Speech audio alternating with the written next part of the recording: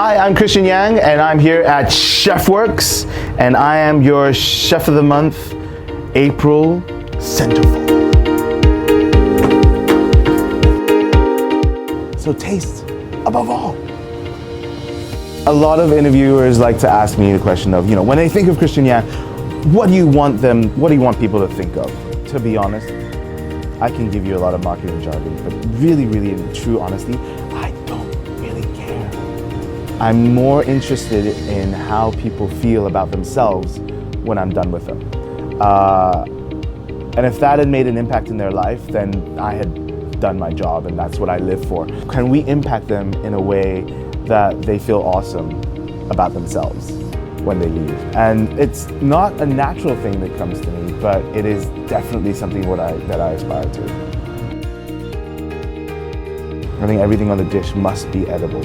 How I came about with this idea is sort of 16, 17-year-old. You have a pretty nice life. And when I went over to Paris and it was sort of a standalone restaurant, they give me nothing. This is not what I signed up for. And it was sort of that childish, glamorized dream of what a chef should really be. And I finally got to a point of stupidity and tears and went up to the chef and said, "Why did you do this?" And then he had a really beautifully wrapped small package for me. And it was like a little teaspoon that sort of we use for staff coffee. And I was looking at this going, what? And he was like, "Listen, it's all about taste. If you don't taste all the time, how would you know? How would you know that your tomatoes are sweeter or tartar today? How would you know how to make your sauces according to the ingredients today? How would you know that every single time your sauce is going to turn out the exact same way as you want it to if you don't taste?" And that was a really impactful moment in my life, in which I still hold very dear and true today. And anyone that wants to get into the industry, anyone that wants to get into the business, the only thing that I can tell them is technique, great, but it doesn't mean anything if this doesn't taste good. So taste above all. Which 3 ingredients to take with me to a deserted island? I'm a very logical person that likes to dream, but I imagine if I arrive on a desert island, I wouldn't have the luxury of choice of which 3 ingredients.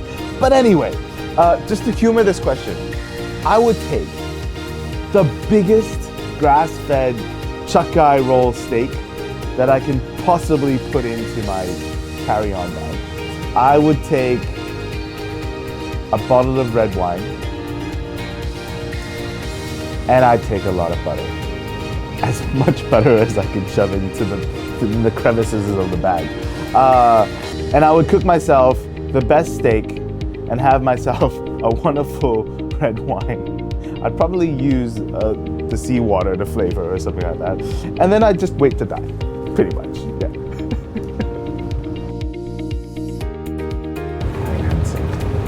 Lansing. I'm wearing the Lansing right now. I am very wide. They've designed a shirt that actually fits my body type, really. I mean, it's not too long that I'm sort of dragging the coat across the floor. And it fits really nicely. So I'm really happy with this, and it feels good, yeah.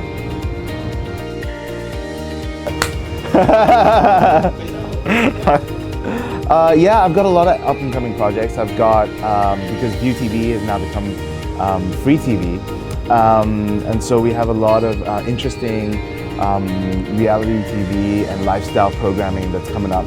And it's pretty exciting. I mean, we're really in Hong Kong because we're new and we really want to come out there with some really cutting-edge stuff.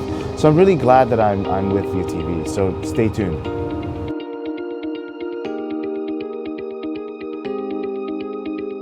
And this is the signature series, right? Is it? Yeah. Which I love, because you got all these vents. Yeah, and I like these zips. I like the zips. And if you're like me and you sort of spill stuff over you, these buttons are great, because then all you do is just rip it off. And then, that was the whole idea of a chef jacket in the old days, with the little round plastic buttons. you spill stuff over you, you just rip it off and throw it off you, then you wouldn't get burned. That's cool. And now you just have to zip it off and throw it off. It's more convenient these days.